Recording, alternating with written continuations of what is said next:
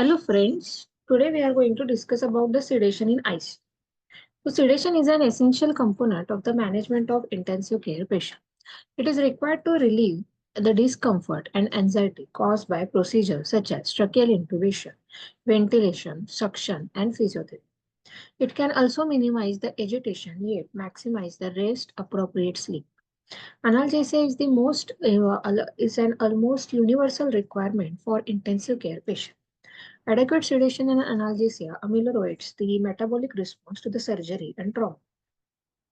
Too much or too little sedation and analgesia can cause increased morbidity. For example, over sedation can cause hypotension, prolonged recovery time, delayed weaning, gut ileus, DVT, nausea, immunosuppression, and under sedation can cause hypertension, tachycardia, increased oxygen demand, myocardial ischemia, atelectasis, tracheal tube intolerance, and infection. So, sedation in ICU varies widely from producing complete unconsciousness and paralysis to being nursed awake yet comfortable. There are many components to the ideal regimen, but key elements include recognition of pain, anxiolysis, amnesia, sleep, and muscle relaxation. Although the mainstay of therapy is pharmacological, other approaches are just as important, like good communication with regular reassurance, environmental control such as temperature, humidity, lighting, noise, explanation prior to the procedures, management of thirst, hunger, constipation, full bladder, variety for the patient, for example, radio, visit from relatives, washing, shaving. Appropriate diurnal variation gives the pattern to the days. Assessing the level of sedation. The dosage of commonly used sedative and analgesic drug varies widely between patients because of variation in the pharmacokinetic and the pharmacodynamic. A valid method for monitoring sedation would allow sedation to be tailored to the individual. Any scoring system needs to be simple, rapidly performed, non-invasive, and most importantly, reproducible. Physiological variables, serum concentration of drugs, neurophysiological tools such as EEG, bispectral index, lower esophageal contractility have all been used, but expensive, unreliable, and unavailable. So base systems are clinically used. Commonly used ones are Richmond agitated sedation scale and Ramsay scale.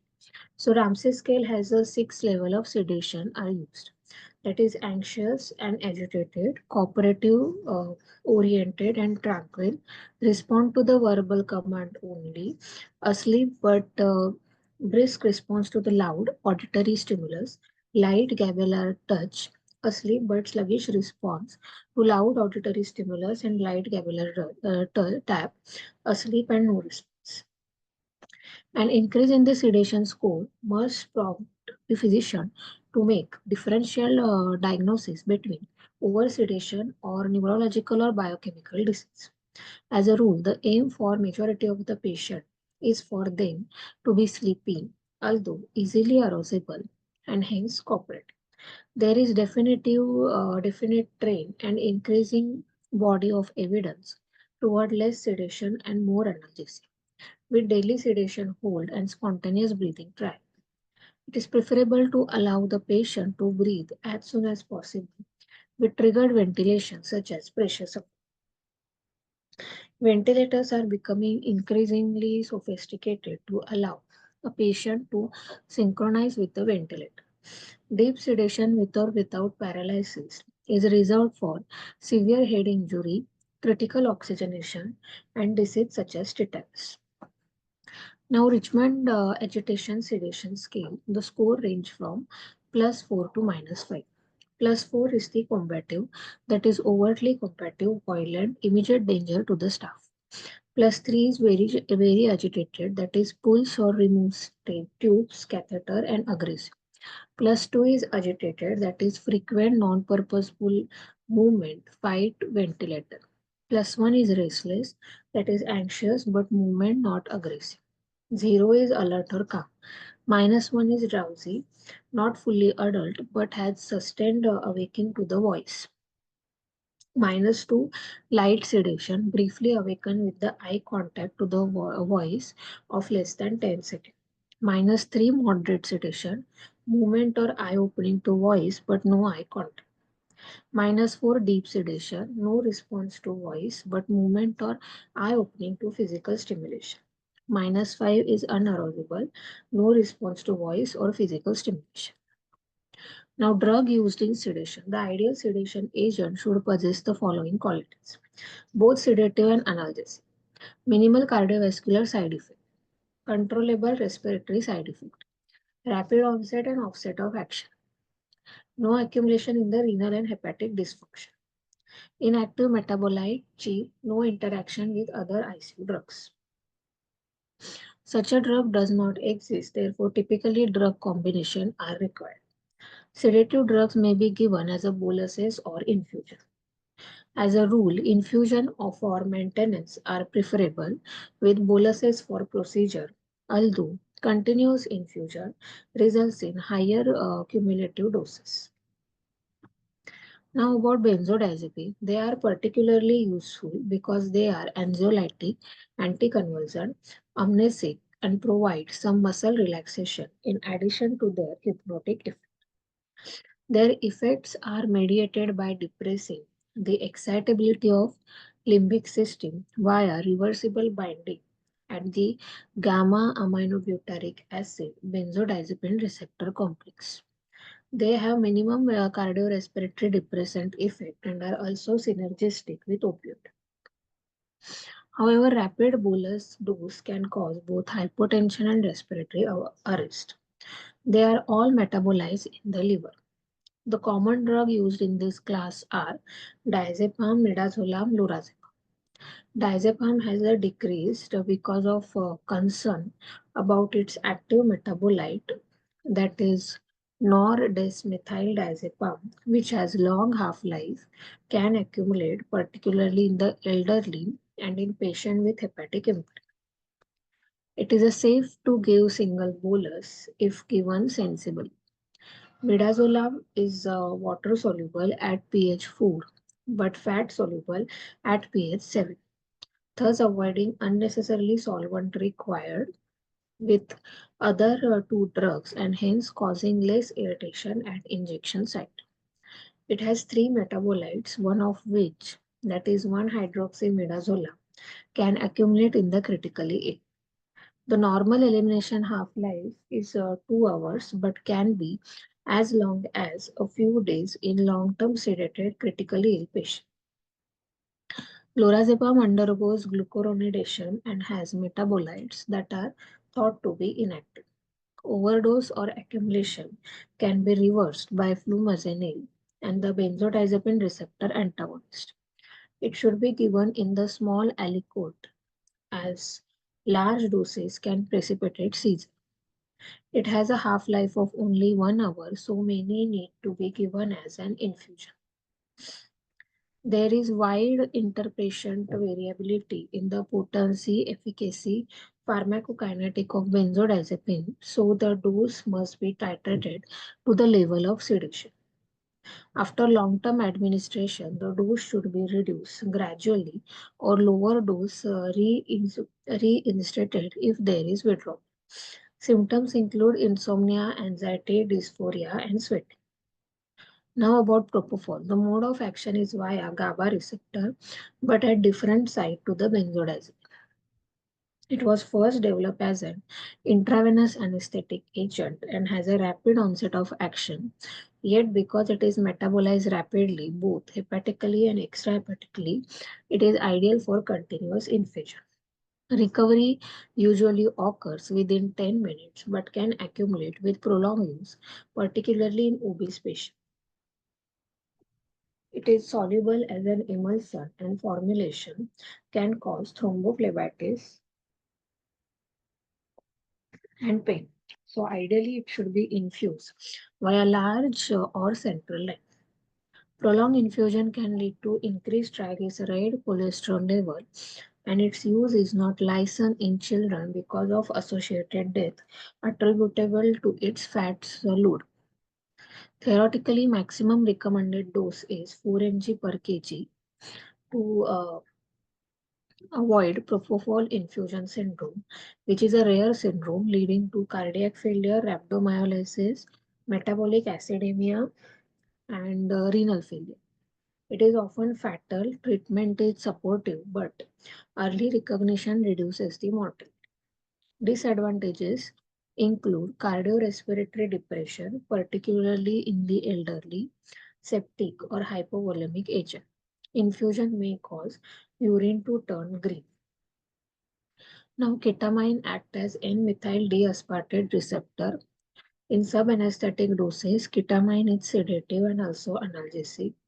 However, it is generally not used because of rise in blood pressure, ICP, and pulse rate that may result.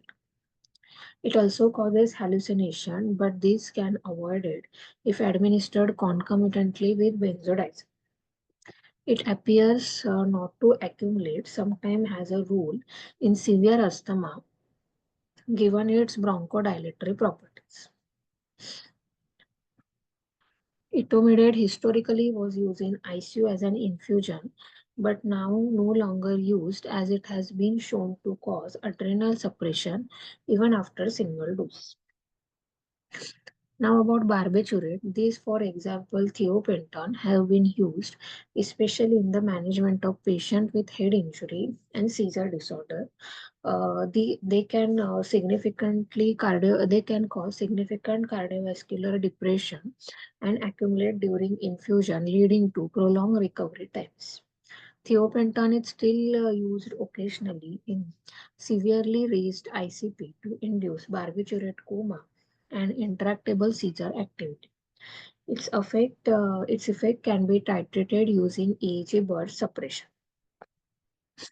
Butyrophenone and phenothiazine. Strictly, these are classified as a major tranquilizer, but they remain useful in the ICU, particularly in the agitated and the deleterious patient. A sliding scale of haloperidol may be particularly useful in patients with delirium to promote calmness. That is, increasing doses if no effect after 15 minutes until the desired response is achieved. Haloperidol in particular causes minimal respiratory depression and less alpha blocking tendency than chlorpromazine and hence less hypotension. Other side effects include prolongation of QT interval, extrapyramidal effect, or neuroleptic malignant syndrome. Clonidine, this is the most well known of alpha 2 agonist, but also has alpha 1 agonist properties.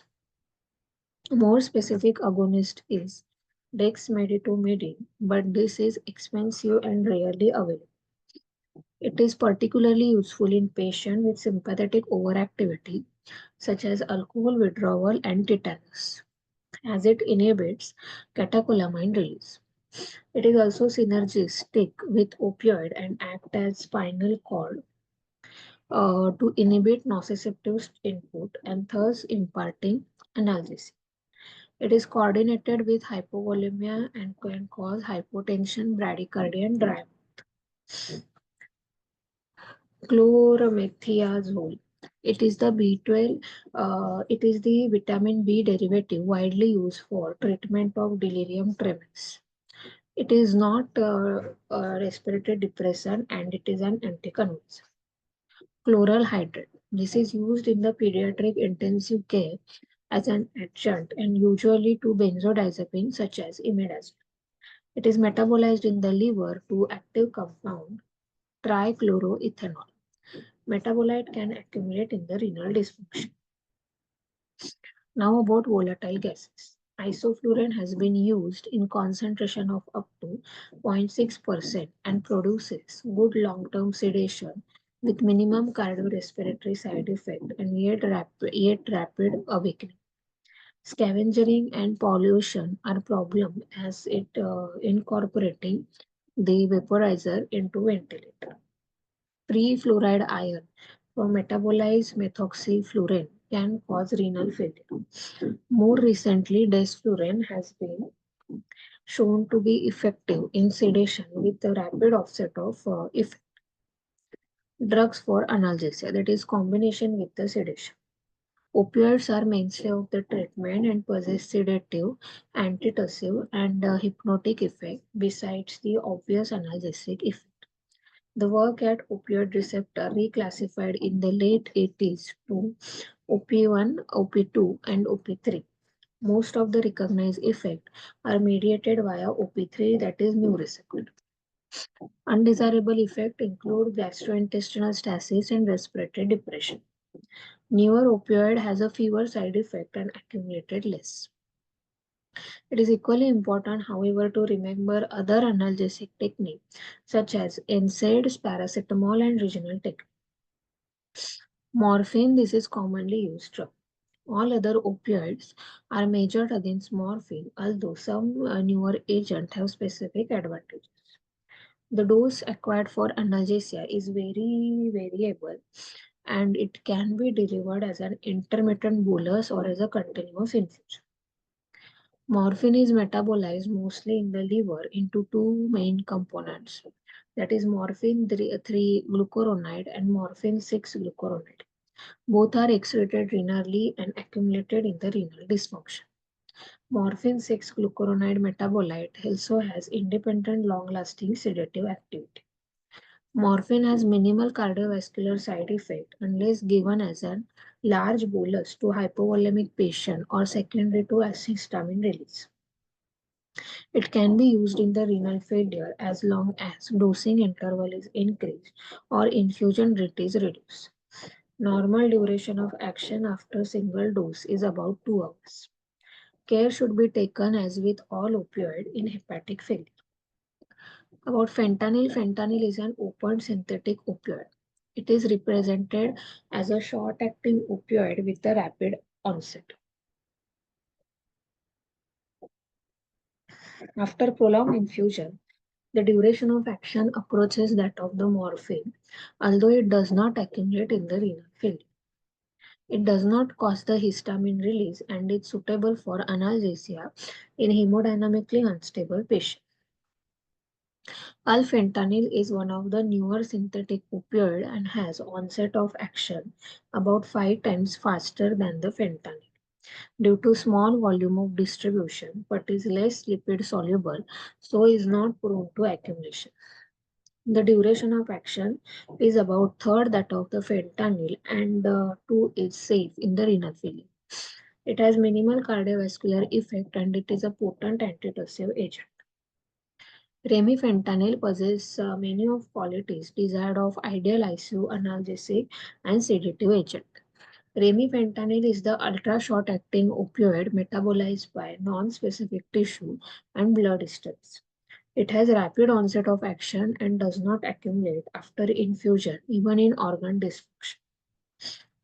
It enables predictable recovery, facilitating patient interaction and assemblement, and therefore enables shorter weaning time and potentially reduction in time spent on mechanical ventilation. Many claim that remifentanil could help control ICU cost by reducing the time spent in ICU. It is, however, very expensive, and each intensive care unit would need to determine its own cost saving analysis. Now, drug use for muscular relaxation. In some patients, muscle relaxation may be needed in addition to sedation and analgesia. Such indications include early resuscitation, refractory hypoxemia, for example, ARDS, will decrease oxygen consumption and optimize chest wall compliance.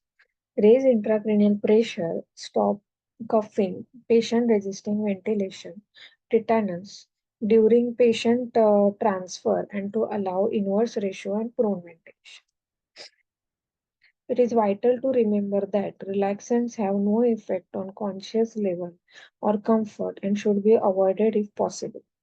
There are no standard clinical technique to monitor conscious level in paralyzed patients, so it is necessary to give generous bolus of sedative drug. In the UK, use of relaxant has fallen from 90% of patients in 80s to 10% of patients in 90s. Some relaxants used in anesthesia are less suitable for use in ICU. Suxamethonium is predominantly used during emergency tracheal intubation, but the resultant rise in serum potassium must be expected, which makes it inappropriate for use in cases of renal failure. Excessive potassium release also occur after 48 hours in extensive burn and spinal cord injury. Pancuronium is the long-acting, but it may cause tachycardia and accumulate in the renal failure. Vecuronium is the analog of aminosteroid pancurium, but causes minimal cardiorespiratory side effect. It is suitable for intubation and infusion. Atracurium in benzyl isoquinolinium, and it metabolizes by ester hydrolysis and Hoffman elimination. Its metabolites are inactive and does not accumulate in the renal and hepatic dysfunction. Histamine release occasionally occur with bolus and with recovery occurs predictably within 1 hour regardless of duration of infusion. The intubating dose is 0.5 mg per kg. Infusion is 4 to 12 mics per kg. Monitoring should ideally be performed using now stimulator. Clinical monitoring such as cardiovascular reflexes to noxious stimuli should also be observed. Full surgical relaxation may not be necessary. No problem with the relax. The patient may receive inadequate sedation and be awake. This can be checked by withdrawing muscle relaxant for time to allow recovery of muscle function and assessment of sedation level. Accumulation in the acute renal failure, critical illness, polyneuropathy, myopathy, tendency to over sedate, enhanced paralysis from other common ICU problems such as hypokalemia, aminoglycoside antibody, and hypophosphatemia. Now, recommendation: if the patient is non-ventilated patient, pain should be titrated with opioid to the desired level. Cooperative patient may benefit from the patient control analgesia. Regional technique in the selected patient are ideal. Always use simple analgesics in combination and consider other causes of pain, that is full blood. Post-operative and short-term mechanical ventilation. If available, then combination of remifentanil or alfentanil and propofol allows rapid wake up, but is only beneficial if used for less than 72 hours. Sometimes the high cost of short-acting agent can be offset against the higher hidden cost of delayed weaning and prolonged ICU stay. Alternatively, benzodiazepine and morphine combination can be used. Long-term mechanical ventilation. There is little logic in using very short-acting substances in these cases. Grace et al. Performed randomized control trial that showed that daily interruption of sedative infusion reduced the duration of mechanical ventilation and intensive care stay in critically ill. Infusion were interrupted until the patient was awake and could follow instruction or become agitated and uncomfortable. Morphine plus midazolam or propofol were the agent used, and the daily wake-up procedure helped prevent excessive administration of these agents. A policy of interruption of sedation should be considered in all patients every day.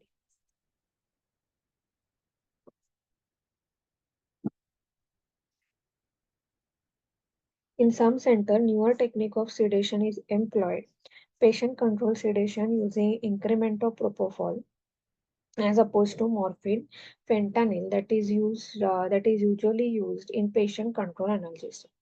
This is very effective technique in awakened oriented patients.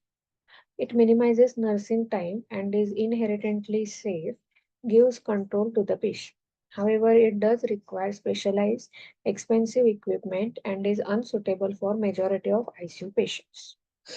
Now, this is the summary of the drug dose recommendation. Propofol 0.5 to 4 mg per kg, not licensed for children for ICU sedation, care in hypovolemia, rapid recovery. Midazolam doses 0.5 to 10 mg, bolus is 2 to 4 mg, morphine 1 to 5 mg per hour, fentanyl 1 to 3 mics per kg, alfentanil 1 to 5 mg per hour, Then haloperidol 5 to 10 mg bolus, ketamine 1 to 2 mg per kg, thiopentanol 50 to 250 mg per hour, remifentanil 0.1 to 0.15 mics per kg. Midazolam is good for prolonged sedation. It is on cardiovascular. It doesn't have any effect. It may result in prolonged sedation, particularly in the elderly. Morphine is especially accumulates in the renal field. Fentanyl less accumulation in the renal failure. Alfentanil is short acting and little accumulation and it is expensive. Haloperidol minimal effect on the respiration. Ketamine beneficial in severe asthma and it results into the emergence delirium. Thiopental it is used in epilepsy, raised ICP, very prolonged wake up.